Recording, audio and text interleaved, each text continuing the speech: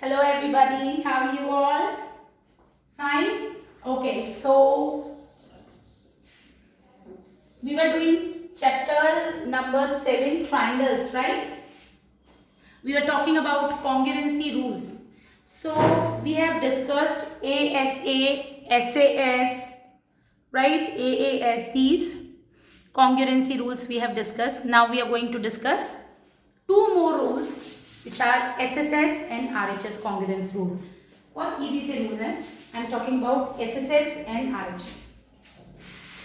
SSS congruency rule says, as the name suggests, if three sides of a triangle are equal to the three sides of another triangle, three sides of one triangle are equal to the three sides of another triangle, then the two triangles are congruent. What does it say? It says SSS congruence rule. Side, side, side. Okay. If three sides of a triangle is equal to,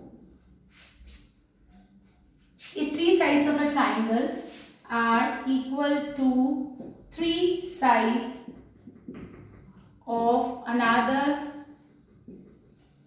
triangle, then two triangles are congruent. I am just taking an example also. Then two triangles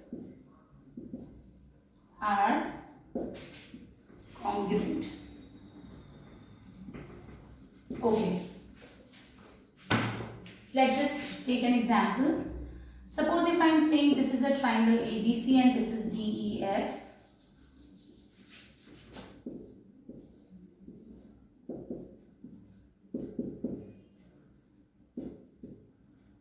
If I am saying this side is equals to this is equals to this, and this is equals to this one. If these are the three sides of a triangle, then the two triangles will be congruent by SSS congruency rule. If three sides of one triangle are equal to three sides of another triangle, then the two triangles are said to be congruent. Okay?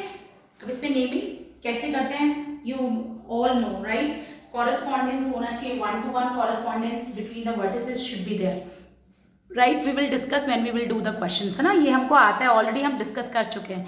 I am just discussing the rule. Okay? What is SSS? SSS says if three sides of a triangle are equal to three sides of another triangle, then the two triangles are congruent. अब है next हमारा RHS.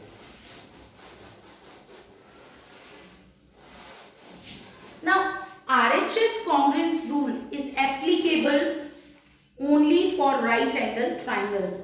If in two right triangle I must say, the hypotenuse in one side of one triangle are equal to hypotenuse in one side of other triangle, then the two triangles are congruent. RHS congruence rule.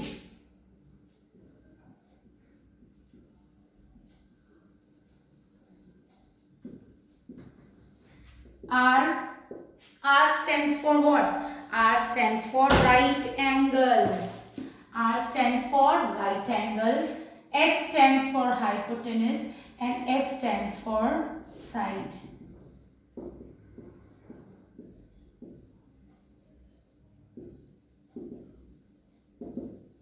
So this RHS congruence rule is applicable only for right angle triangle. If in a right angle triangle,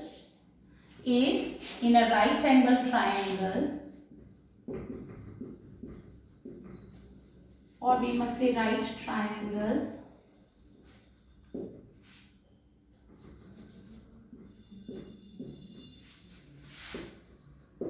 if hypotenuse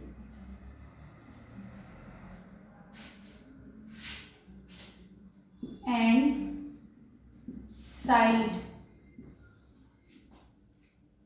of one triangle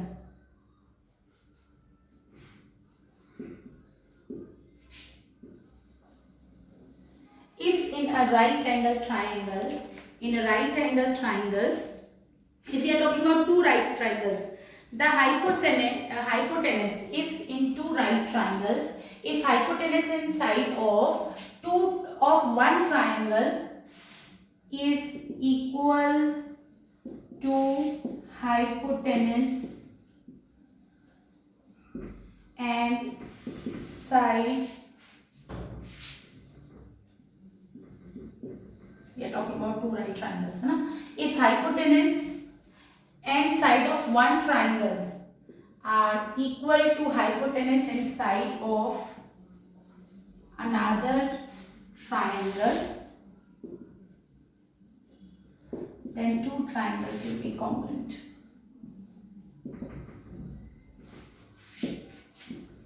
I'm just telling you what, बहुत easy है. आपको दोनों triangle right angle लेने, right angle triangle we need to take, okay? Suppose I am talking about these two triangles.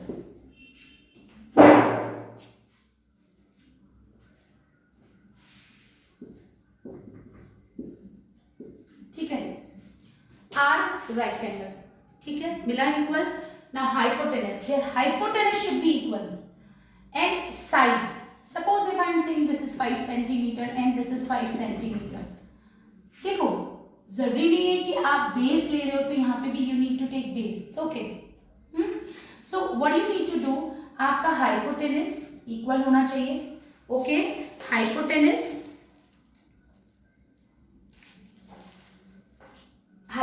should be equal. Right angle है तो right angle we are going to talk about, of course RHS congruence rule will only be applicable to right angle triangle. So angle A is equals to angle T, right angle R, hypotenuse is equal and one of the side should be equals to another side, but hypotenuse should be equal. क्या होता है hypotenuse? 90 degree के just सामने वाली जो side होती है जिसको हम लॉन्गेस्ट साइड बोलते हैं, this should be equal and side कोई सी भी इक्वल ले सकते हो, AC is equals to EF भी ले सकते हो. Is that clear? अगर वो गिवन है then it means we can apply RHS congruence rule. Alright, so how we are going to apply? I'm going to discuss questions, okay? Alright.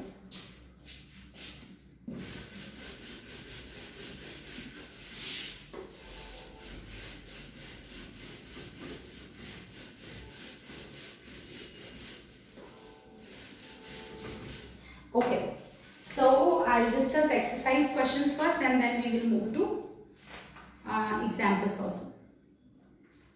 Alright, exercise 7.3. Easy exercise it is. We have got a diagram.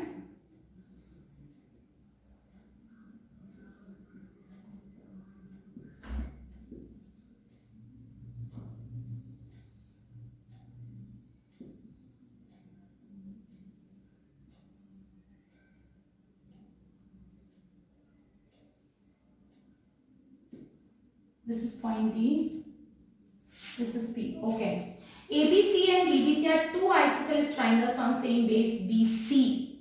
ABC is an isosceles triangle, इसका मतलब AB और AC आपको equal दिया हुआ है, AB is equals to AC. और BDC भी isosceles triangle है बेटा, BDC की बात कर रहे हैं, BDC यानी ये और ये साइड्स इक्वल दी हुई है, right? So BDC this triangle BDC yani BD is equals to DC given to you. Now if AD is extended to P, show that what we need to prove, triangle ABD is congruent to triangle ACD. Then we have second part which we need to prove is triangle ABP is congruent to triangle ACP. Then third part, what we need to prove? We need to prove AP bisects angle A as well as angle B. And then fourth part which we need to prove, AP is the perpendicular bisector of BC. हो सकता है इस video में we are going to discuss only this question, है ना? बहुत आराम से मैं समझा रही हूँ. It's humble request from my side that you be attentive whenever I am explaining something to you. Okay?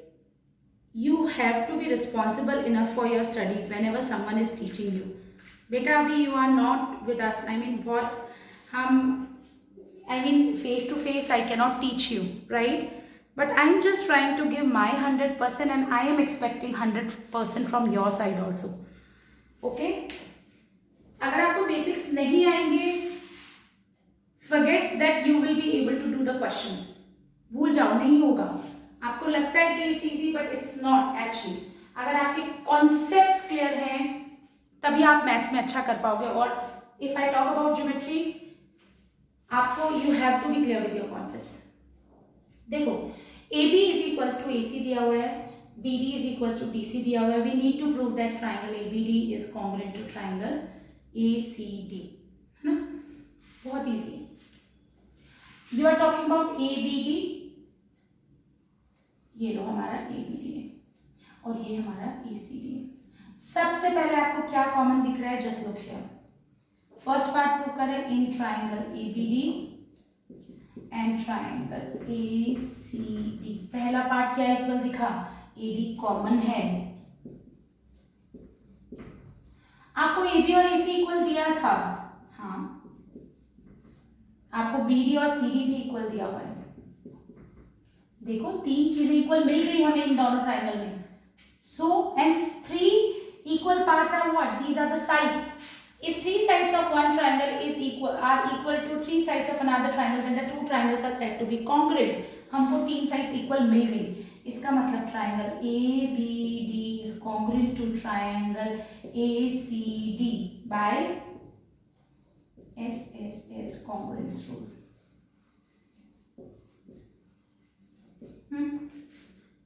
मैं हर क्वेश्चन में नेम भी दिया होता है, फिर भी मैं तुम लोगों को बार बार we always check corresponding parts of the two triangles. क्यों चेक करते हैं? बिकॉज बहुत इंपॉर्टेंट कॉन्सेप्ट है इस चैप्टर का ये. हमने जो पार्ट्स लिए हैं, लेट्स सी कि वो वाले पार्ट्स इक्वल हैं क्या जब हम नेमिंग कर रहे हैं. तो A B is equals to A C, हाँ है. B D is equals to C D, of course yes. And A D is common, यानी everything is correct. Okay, now second part देखो. ABP is congruent to triangle ACP. ABP is congruent to triangle ACP. इसमें क्या चीजें तुमको equal दिखाई दे रही है? Just look here. ABP and ACP. ABP की हम बात करें. This is ABP and this is ACP, है ना. आपको क्या इक्वल दिख रहा है? आपको AP is equals to AC दिख रहा है. हाँ, दिया हुआ था. AP कॉमन है. थर्ड कुछ भी इक्वल नहीं दिख रहा, राइट. ऐसे से कोई रूल होता नहीं है. दो साइड्स हमको मिल चुकी है, थर्ड साइड इक्वल माइट भी पॉसिबल हो जाए, बट आई एम जस्ट. देखो अभी हमने क्या प्रूव किया है? हमने प्रूव किया ABD is congruent to ACD. Look here. अगर मैं CPCT से देखूं, प्लीज ध्यान से सुनिएगा what I am saying. A और ए इक्वल है, इसका मतलब they are not talking about this A, they are talking about angle A of triangle ABD. ये angle A of triangle ABD and angle A of triangle ACD, ये दो angles equal लिख सकते हैं by CPCT. So should I say that angle BAD, और I must say इसको BAD को मैं BAP भी बोल सकती हूँ, इसी को एक्सटेंड किया हुआ है D तक. तो BAD और BAP एक ही एंगल है. Should I write BAP is equals to angle CAP by CPCT. Understood. BAP और CAP इक्वल है बाय CPCT. पर हमने ऐसा क्यों किया है? Just look here. क्योंकि मुझे मेरा सेकंड पार्ट प्रूव करने के लिए ये चीज जरूरत होगी. देखो बच्चों, ABP और ACP की बात करें, ABP और ACP की बात कर रहे हैं. So in triangle ABP and triangle ACP, ABP and ACP. AB is equals to AC दिया हुआ है, it's given. AP is common. देखो आपने ये साइड ली, ये साइड ली, two sides we have taken, और ये एंगल तो हमने इक्वल प्रूव कर दिया था. Angle BAP equals to angle CAP proved above. वापस बता रही हूं ताकि तुम्हें अच्छे से समझ आए। बेटा मैंने बोला ये दो ट्राइंगल्स कॉन्ग्रुएंट है, मैंने बोला इसका एंगल A और इस ट्राइंगल का एंगल A। अगर मैं बात करूं ABD का एंगल A तो वो इतना सा एंगल है जिसको मैं सपोज x बोल दूं, और एंगल A ऑफ ACD का एंगल यानी x और y इक्वल है। मैंने वही चीज यूज की है। x का नाम क्या है, इस एंगल x का नाम है BAP और x means C, y means CAP। ये दो एंगल्स मैंने इक्वल लिए हैं और वो मैंने यहाँ पे यूज किए हैं। देखो कैसे, AB is equal to AC, AP common है और x और y इक्वल है। So by SAS, two sides in the included angle, by SAS triangle ABP is congruent to triangle ACP. Okay, second part हो गया। Now, AP bisects angle A। अभी हमने prove किया कि ये AP है। हमने अभी बोला x और y तो इक्वल है CPCT से। अगर x और y इक्वल है तो इस एंगल A को दो पार्ट्स में कौन डिवाइड कर रहा है, कौन सी लाइन डिवाइड कर रही है, AP। हमने यही तो बोला x और y इक्वल है। मैंने बोला बच्चों BAP is equals to CAP, BAP is equals to CAP, it means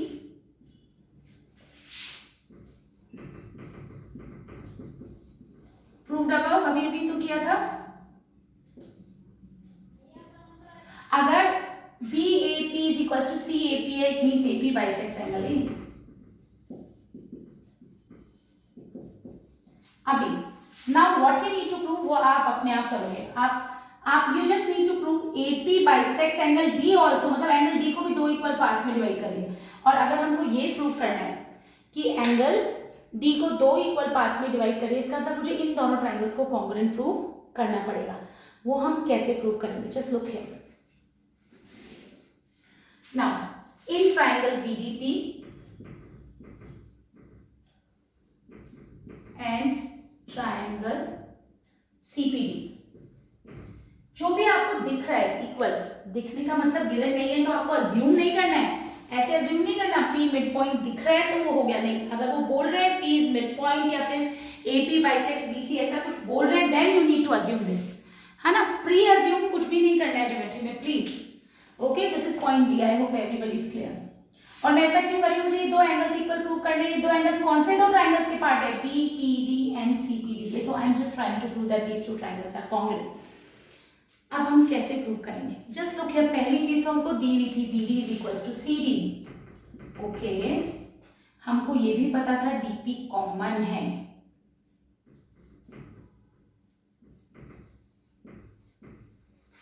alright class, third क्या लें, ये ले लिया, ये ले लिया, ये तो हमको कॉन्ग्रुएंट प्रूव करना है। देखो सर, क्या मैं BP और PC को इक्वल बोल सकती हूँ?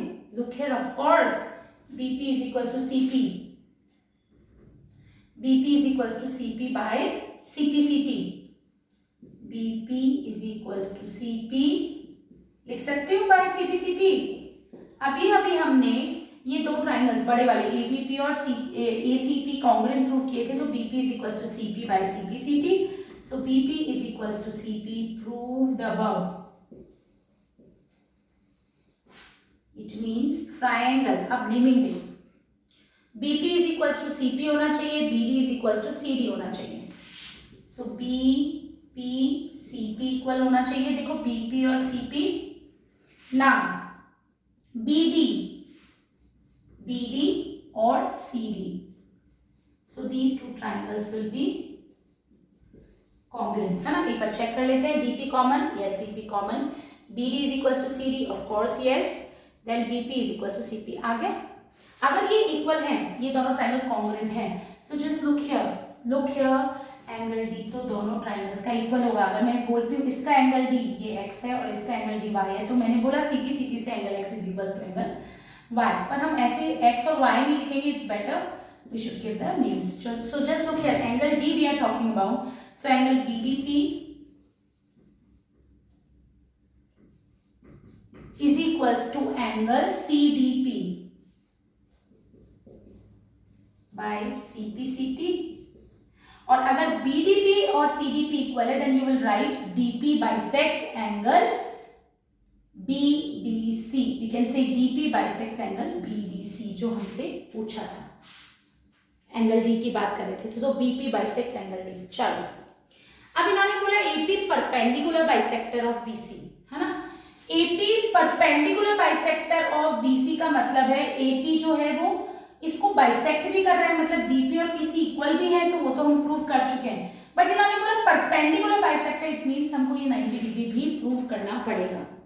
ये हमको परपेंडिकुलर बाइसेक्टर, बेटा AP is the perpendicular bisector of BC का मतलब है वो बाइसेक्ट भी करता है, मतलब बीपी और सीपी इक्वल भी है। And we need to prove that these two, because perpendicular बोल रहा है, so we need to prove that these two triangles are, I'm sorry, these two angles are right angle, मतलब वो perpendicular भी prove करना है हमको।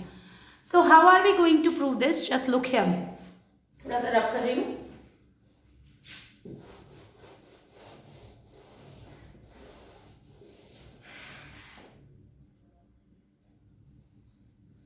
Okay, अभी हमने इन दोनों ट्राइंगल्स को कॉन्ग्रुएंट प्रूव किया, यानी अगर मैं बात करूं तो इस वाले ट्राइंगल का angle P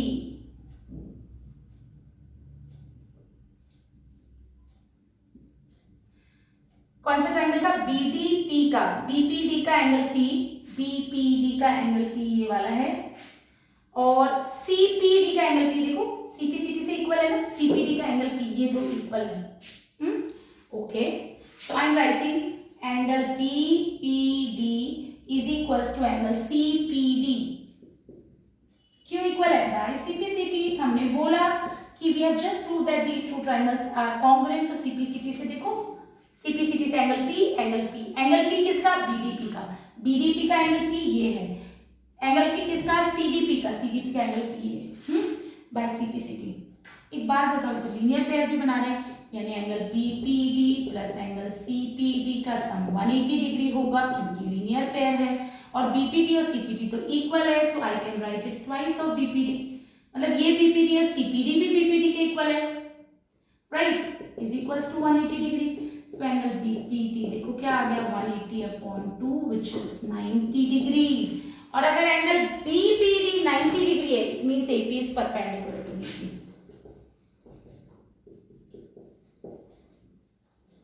AP is perpendicular to BC, AP perpendicular है BC का, और अभी तुमने प्रूव किया था BP is equals to CP, proved above।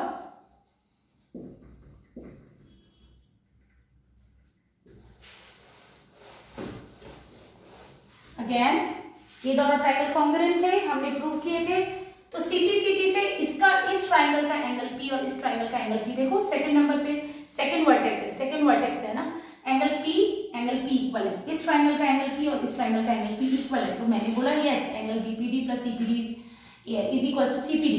Now linear pair बना रहे हैं, it means sum will be 180 degree, अगर ये x है तो ये भी x होगा, अगर आपको you can assume it x if you are not very much comfortable with this, तो देखो मैं इसको ऐसे लिख सकती हूँ x प्लस x, और वी कैन से 2x, भाई BPD और CPD इक्वल है, अगर ये x है तो ये भी x है, 2x is equals to 180 degree, और I can say x is equals to 2 multiply मतलब डिवाइड बाय 190 डिग्री, यानी ये वाला एंगल 90 डिग्री आ गया, और अगर ये 90 डिग्री आ गया, इट मींस AP परपेंडिकुलर है BC पे, और तुमने अभी just prove BP is equals to CP, यानी बाइसेक्ट भी कर रहा है, AP बाइसेक्ट कर रहा है, तभी तो दो इक्वल पार्ट्स आए, BP और CP, राइट। P पॉइंट पे it is this line BC is dividing into two parts, two equal parts, BP is equals to CP भी है, और AP परपेंडिकुलर भी है, this implies that AP is perpendicular bisector of BC, hence proved, right? Okay, so we have taken too much time for the question, so I want every one of you to just watch the video carefully and just try the question by your own and ask your doubts, okay? So that's it for now. We will discuss more questions in our next video. Thank you.